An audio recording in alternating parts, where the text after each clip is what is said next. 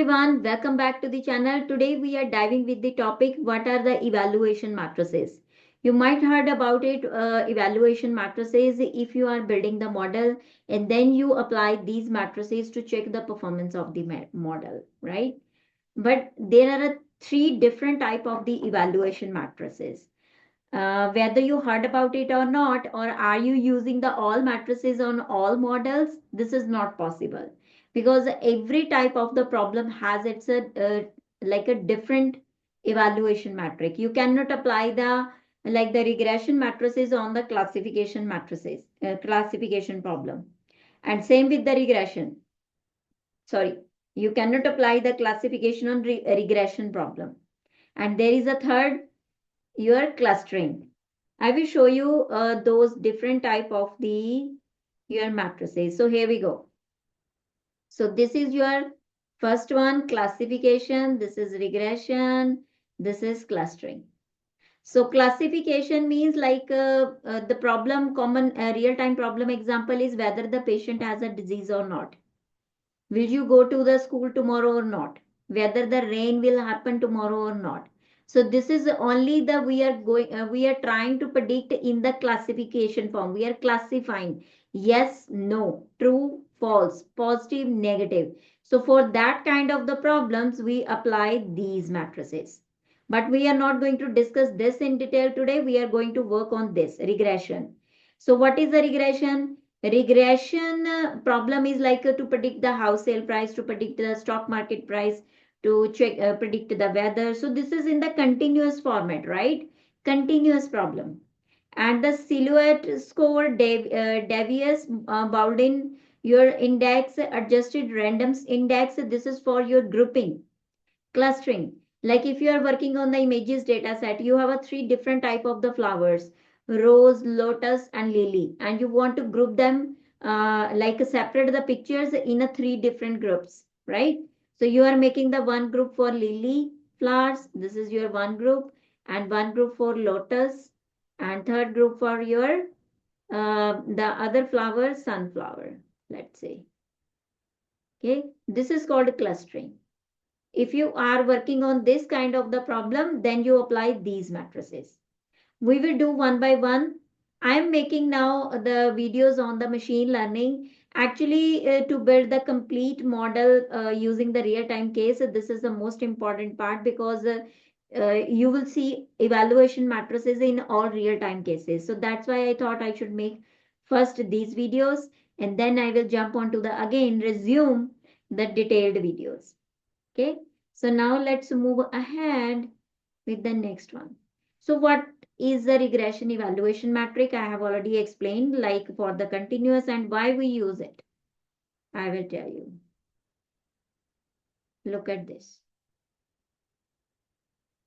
This is your room and this is the price of the house. Okay, this is the actual price. Okay, and this is the predicted price. This is predicted by model 3, 4, 5. Let's say the actual price of the house of for the number of rooms 2 is $200, and the actual price for the 3 rooms $300, and then the 400 and the 500, right? But your model is saying here 150. Your model predicted this price. So there is a difference between actual and predicted, and that this difference is known as your like error. That's why you need to apply the evaluation metric to detect these errors. Okay, so this is your regression matrix is applying on this kind of problems because this is the continuous value prediction.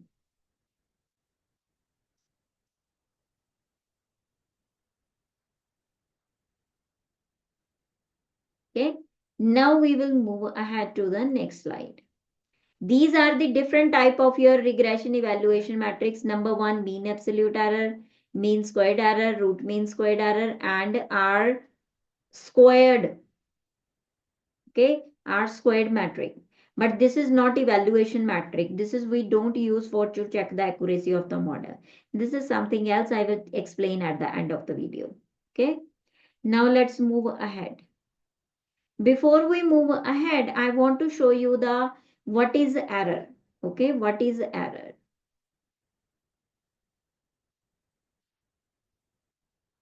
As I told you, the give you the reason why you use the evaluation metric. Look at this. This is an independent feature. This means this is actual. We will name it not actual feature. This is actual value. And this is predicted value.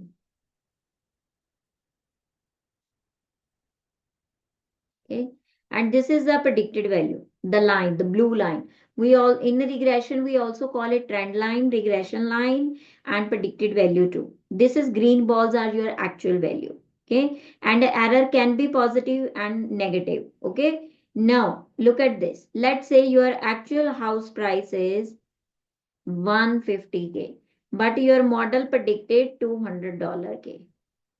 Okay, so now if you want to find out the error, you will say predicted minus actual value. So what is the predicted value? 200. And what is the actual? 150. So what is the error? 50. Because there is a difference between the price of the house about 50K, right? It might be like the loss for like the sorry, it might be the loss for the customer, right? Because they are, if this is you are going to pay or the stakeholder is looking at this price, right? This is the like confuse the customer and stakeholder too, right? Because the stakeholder will see the actual price was 150, how it is saying $200 K. Might be customer will not buy the house, so there is a loss of the stakeholder too. So these kind of the errors we need to reduce. Okay, we want to make a good model.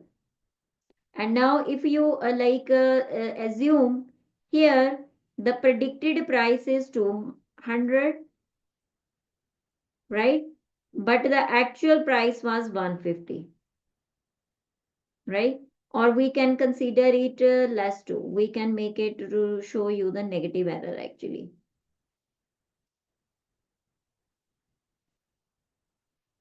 So let's say predicted price is 100, right?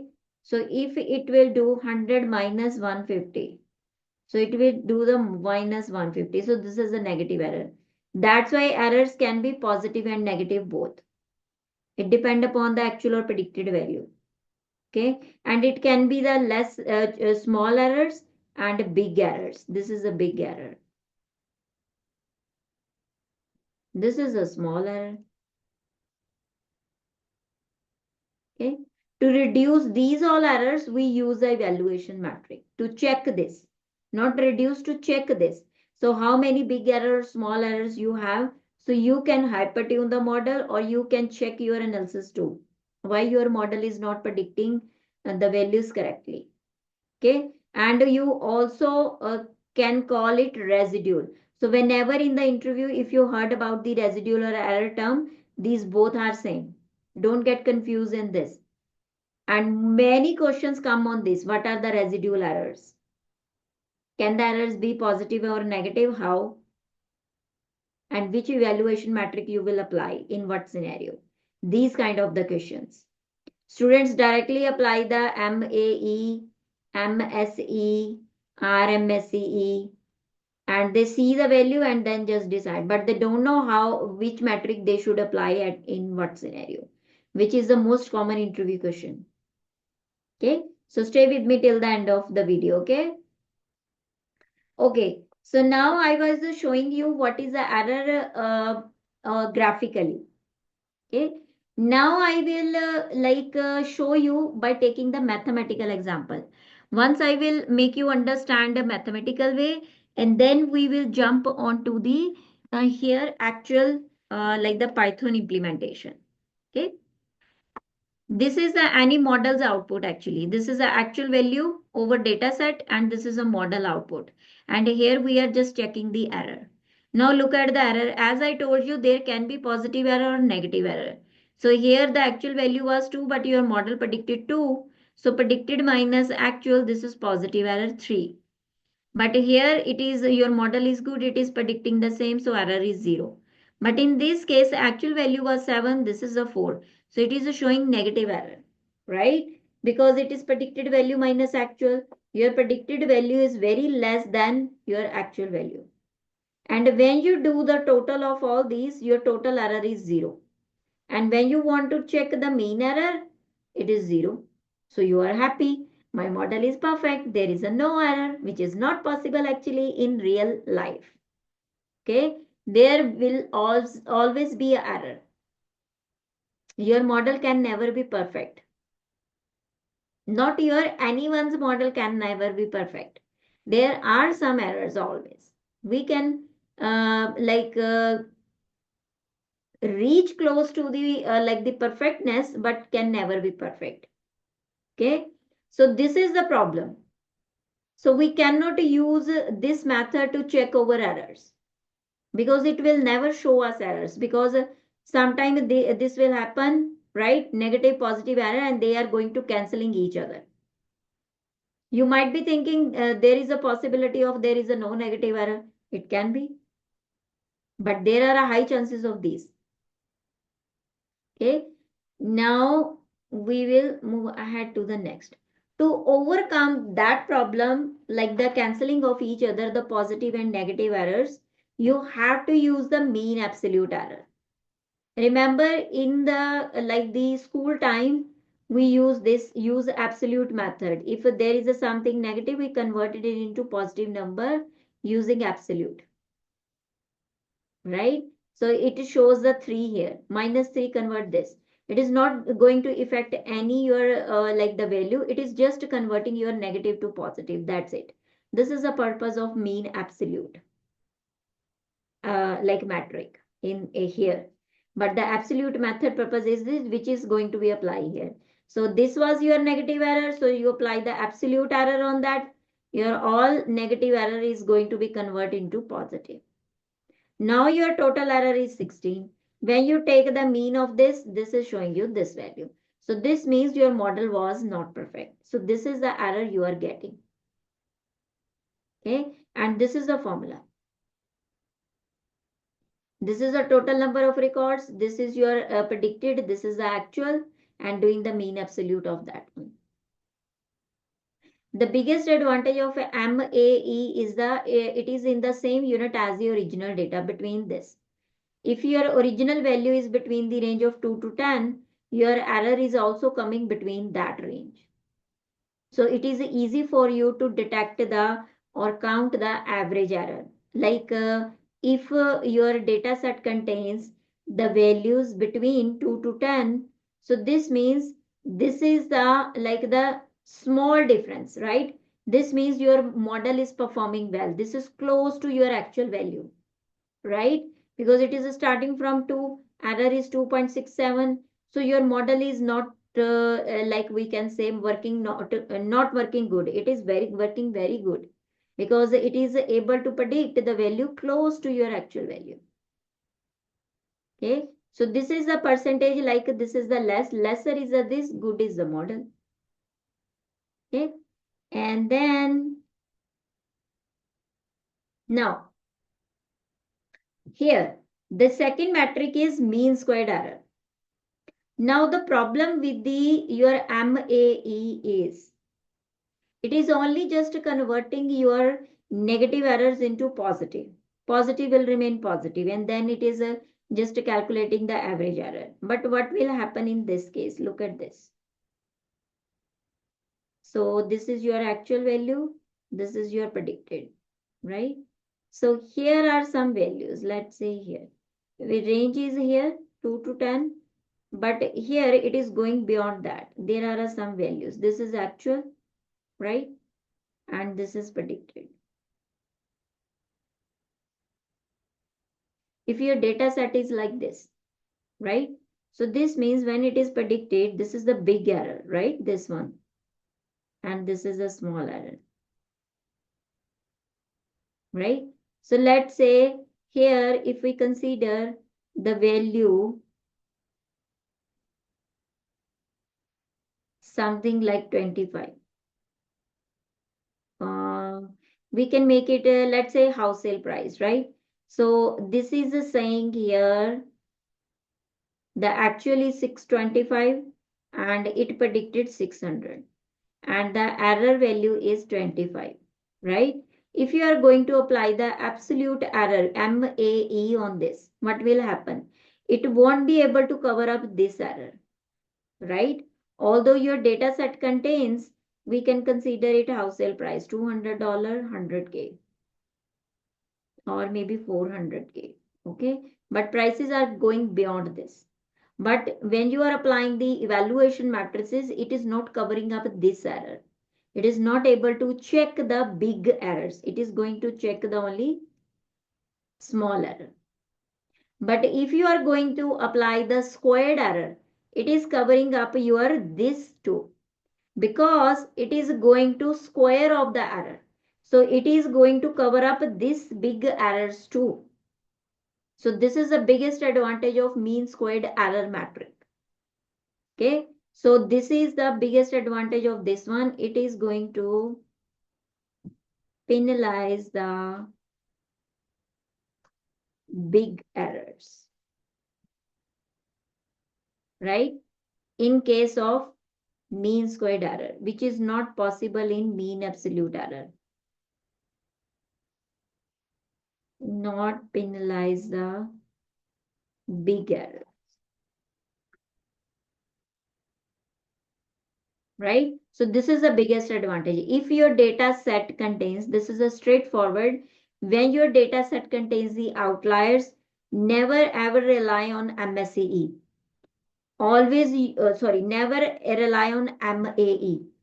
Always rely on the MSE, because it will try to find out the big errors too. If you have the outliers, definitely there will be the big error, right? In that scenario, you should use this one. So this is the most common question actually interview too. Okay. But when you do the total of this one, it will take the average of this one. It is not in the same unit of your actually original data. True value means original data. So that's why it's hard for us to check the average error, right? Because it is doing the square of that one. This is the only disadvantage of this one. Okay. So for that, I will tell you what is the solution of this one. Okay. So here the formula is this. It's the same like your MAE. This is the total number of your records. This is your predicted value. This is the actual. Do the square of that one. That's it. In your you are not going to make these tables actually. This is just for your learning how these are working. But in actual in Python, you are going to apply it directly using the method. Okay. So now if you look at this 10, you will try to see the error, but you won't be able to calculate it because it is very far away, right? It is not in the same unit. You won't be able to check if your model is performing good or not, because it is not in the actual unit. So here what we will do to overcome this problem, whenever you are applying the MSE, mean squared root mean squared error, always apply after that immediately root mean squared error, because it is nothing, it is just the square root of MSE. Your result will come in the same unit as your original data. Now if its error is 3.6, your model is performing okay, because this is come between the range, right? It is close to your actual values, but it is not less. It should be close to 2 or maybe less than that. Then your model is excellent. It is average. Okay. So you can use this one. Always use the RMSE with the MSE. Never ever rely on the MSE directly. You have to use the RMSE with the MSE. Okay, it will be easy for you to check the error or how your model is performing in a very easy way. And this is the most common question actually. When you should the root mean square error, when you should the MSE. I hope it make a sense to you. I will do the recap too when we are about to finish it up. Okay, now we will move ahead. So this was just the overview of your mathematically how they are calculating and which one you should use at what time. And what are the pros and cons? Now look at this. Can MAE and RMSE disagree? Yes, it happened sometime, as I showed you. Look at this one. So this is your actual value, right? And this is your predicted value. And this is the error, right? If you are going to apply the absolute MAE, so this is the one, it is only making it positive, but when you apply the squared error, see the difference. If there is a big error, where it is going, right? So MAE treats all error equal. It doesn't matter it is a big error, small error, positive, negative, it doesn't matter, right? So it just take the average of absolute differences. But root mean square, it penalizes the large error more because it squares them more averaging, right? This is I told you, right? If there are error, there is a difference between your actual and predicted value is this much, then it is going to cover up. But in this case, this is not going to cover up, right? So that's why your MAE RMSEs disagree with each other. If you are going to apply this metric and this metric on the same data set, and your data set contains might be the big errors, large errors, or outliers, then your model accuracy will never be same. And this is the most common important question in the interview too. Okay, so try to understand this. This is the major difference. And now look at the result. So if you are going to apply MAE, this is the error value. But if you are using this is the error value. So bigger error due to the outlier, as I told you. Your in your data set, all values lies between, let's say, 2 to 25, right? But there is a 1 point lie in your data set 50. This is called outlier. This is very far away from your mean too. So in that case, this will work. So RMSE is much higher than MAE. This shows there is a large error or outlier that the RMSE is reacting to more strongly. Okay. This is not robust to your outliers, but this is. Okay. So now I hope you understood when you should apply this one and MSE or MAE. Okay. Okay. Now we will talk about the R squared. We also call it the coefficient of determination. Many students, I will say at a beginner level, okay, they thought this is also the evaluation metric. No, this is not accuracy. It is not going to tell you the accuracy of the model. It is only going to tell how much your model understand the your patterns or relationship, and how well your model was able to build the relationship. Okay, look at this. Measures how well your model explain the variability of the output. Range from 0 to 1 or negative if the model is worse than this. Look at this. If it is 20%, this means your model is not performing good. If it is this means your model was able to build or variability of the output. This means build the understand the patterns from the independent features and able to predict the values correctly. Okay, so you can see here this is a trend line, but your data is scattered here, right? Variability is very high, and here this is very close to your predicted. This means here there is a less error, right? So your model was able to like understand the patterns or variability of the output, explains the variability of the output, like how your model is working, not performance, not accuracy. This is variability of the data, how well your model was able to explain the variability of the data. Okay, so higher the value of this, best is the model.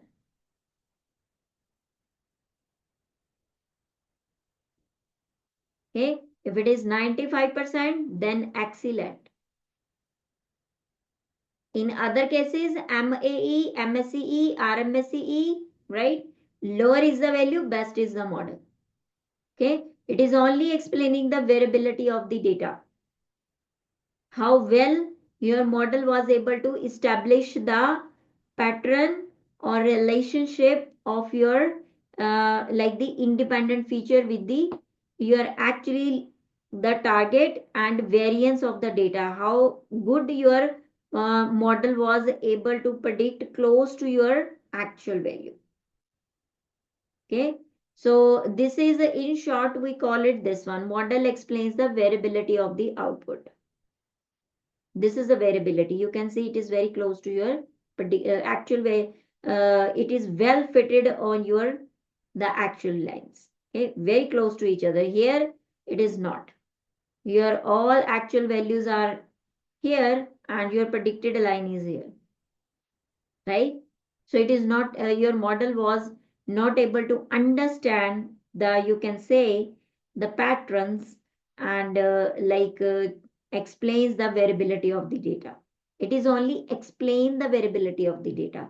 It is not like telling you this is a prediction. It is not telling you prediction, it is just telling you the variability of the data.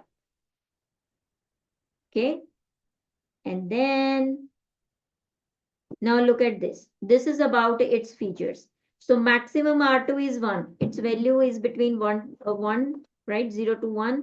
If it is a 100%, then this is a perfect model because your model was able to explain the model very well. Okay. A mean value baseline will always have a your score R2 of 0.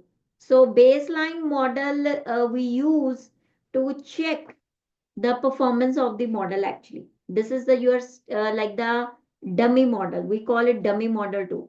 I will explain it in the practical example too. Okay. And R2 can be negative. It can be negative. If it is a negative, this is a bad sign. This means your model is worse. R2 of 0.95, I told you, this means model can use the features to explain 90% of the variation in the target. This is what the purpose of your this one. Okay, so this means your model is using features 95%. Let's say if you have a house sale price, you have the features rooms, garage, area. It is able to use all those features 95% of the variation in the target. Okay, for to understand it, the like the variability of the data. Notice that unlike over other matrices, a higher R2 indicates the better result. R2 is not accuracy. Accuracy is a classification metric. Okay, because we did not like discussed about accuracy. Accuracy I showed you in the first slide. This lie under the classification. So this is not accuracy. Okay, and regression metric are only for the regression model. You cannot apply all these MAE, MSE or RMSE onto the classification and not onto the clustering. This is only for your regression model for the continuous output.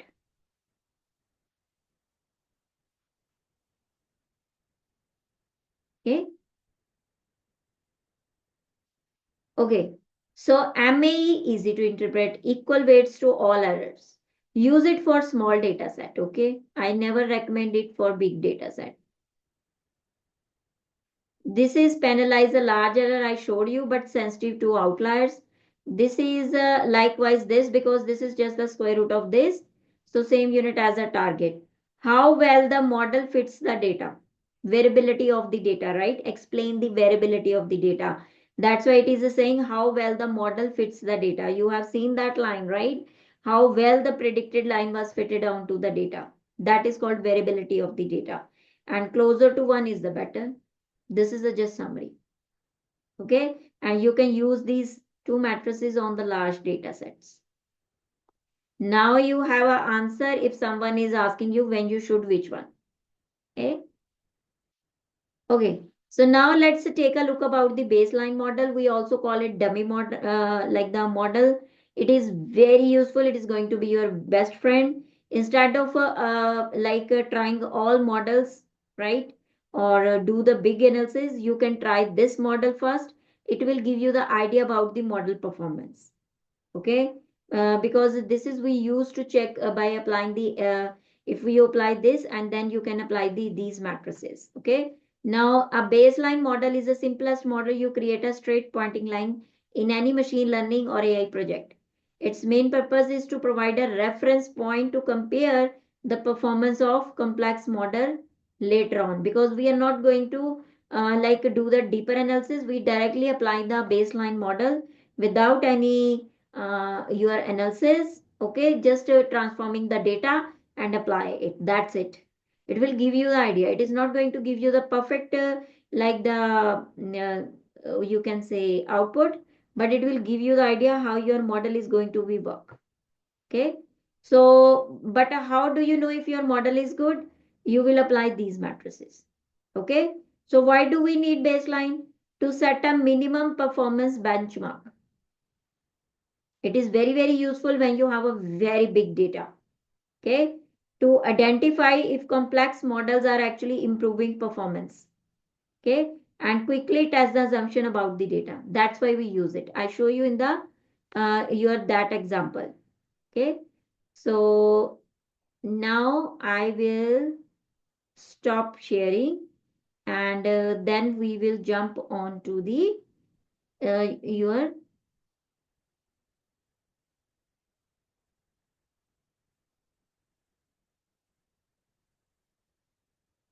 we will jump on to the practical part. Just give me 1 second. Let me share the screen again. Here we go. All right. So here I am going to use today to show you this data. So we are going to use the car data set to apply all these matrices. I have taken the small example. So this is, we will import the all libraries. This is train test split make column transformer. If you want to understand this, you can watch my video. I have already built the video. I have shared the link to in this notebook too. And the linear regression, standard scalar, one hot encoder, make pipeline. This you need to like import. This is called baseline model. This is sklearn.dummy, import dummy regression. And then matrices, you need to import all matrices what we want to import. And here I have made the custom function just to print the value. Okay, this is a custom function. We are passing true and predicted value and then printing. Here this is the method you are applying. You don't need to create a table. You can see it's a inbuilt Python method, mean absolute error, mean squared error, np dot square root. This is a numpy dot square root for RMSE. Okay, and then this is your R2 score. You need to pass true and predicted value. It will tell you how well your data is fitted onto the line. This is the purpose of R2 score. Okay, and then we are printing. This is a just custom function. Okay, and then here we are loading the data. You have this feature. So the goal of this data is to predict the mileage per gallon of the car. And these are the features of the car: model, year, price, transmission, mileage, full year. So you can see you have the categorical, numerical, both kind of the data. Okay, and this is, we are making the copy of this. I will not explain it because I have already explained it well in my data analysis video. Okay, if you want, if you are new to my channel, you can watch that video. We are just checking the shape, how many records and columns you have. We will check there are 259 duplicates. We will clean this up, drop the duplicates, because there is a no use to keep the duplicates. It is not going to help the model building at all. Okay, so you don't need to worry about that. This is the info. Look at this. We have an integer, we have an object, we have a float too. Okay, seems to be there is a no missing value. And then we can check the uniqueness. Remember, I told you if you have the categorical data or even you have a classification problem, then you should always check the uniqueness of the categorical variable. Okay, because if there is a high cardinality, if there is a too much uniqueness, we have to handle it, which is not good for your model health. So here you can see this is the unique models. You have a several unique models. Unique transmission, this is 4 type and this. So before applying model, we need to convert it into actually numeric. Okay. And then we will split the data. You can see I didn't do anything. Even you have something, you don't worry about it right now. We are not doing the big analysis because we are going to apply the dummy, the baseline model. Okay. And then we will split the data. We will drop the target feature from this one over data set, and this is your target feature, and then we will use the train and test split, divide the data set. If you are not mentioning the test size, by default it is picking up the, I think in today's time, 25% as a test size. You can check from the Python org too. Okay, and then we will separate the numerical and categorical data. Might be you are thinking why I'm not doing the deep analysis, because this is the only purpose of your baseline model. You don't need to do that. Just apply it quickly by transforming the data, because we will do it now after applying this one, because it will give us the idea about that. Okay. Here we are for the numerical data, we will standard scalar, one hot encoder, sparse underscore output is equal to false, because one hot encoder is going to create the dense data, too many columns, right? So it will try to like not more dense. Okay. So it will help us to drop the last column, which is by default it make. Okay, and then it will create the tuples. If you want to understand about this column transformer pipeline, I have already shared the YouTube link here, so you can watch that video in detail. Okay, so column transformer pipeline is we use to fasten the processing. Okay, preprocessor make a column transformer passing the tuple and categorical, remainder is equals to drop. This means if there is a new feature added tomorrow, or maybe during this one, like we are using the one hot encoder or other things, right? If it is not exist previously, it is going to drop that. It is your model performance is not going to like affect, and it is not going to create any runtime error. That's why we use this feature. There is a one more parameter, remainder is equals to pass through. In that case, if new feature is added, it is not going to drop, it is going to ignore that. Mostly we use ignore. Here we are using the drop because we are going to apply the baseline model. We are not too much worried about right now. Okay. Now you will declare the instance of dummy regression with the strategy mean. Okay, with the strategy mean, you can apply the other strategy too. We are applying the mean strategy, and create the model pipeline, base underscore pipe, make pipeline passing this. So this is the one. So these are the column transformer pipeline. It will scale the data, convert the categorical data into numeric mod using one hot encoder, and then fit onto the model. Okay, so it is going to check the using the mean strategy. It is going to take the average of. Okay, and then define a function. Then here we are calling the above function, the your apply matrices, which we have made here, this one. So we are passing true value and predicted value, and then it will show us the output here. Look at this. So on the your train data predicted value, this is your on test evaluation, right? This is the your actual, this is the predicted. Now look at this MAE 10.824. This is a real unit, right? So, and look at this. This is not coming in the same unit. So it is very hard for you right now, right, to understand if your model is good or not. But RMSE 15 and your art school score 0. So this means it is not your model was with the this strategy, right? Mean one, your model was not able to understand, it was not able to fit the data points correctly onto the your like the predicted line not fitted onto your actual points. It is not able to understand it because R2 score good value was 1, 95%. It is showing 0, and even in the case of your testing data minus, which is worse. Okay, now this means it has give you the idea, your dummy one, your baseline model has given you the idea about the your model, right? Like how your model might perform.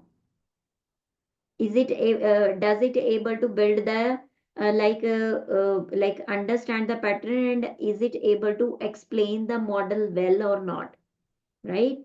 So we are applying all matrices like this together. Now we will apply the next model, your main model, linear regression. Now we will apply this, make a pipeline preprocessor, create the instance of linear regression, and now look at this.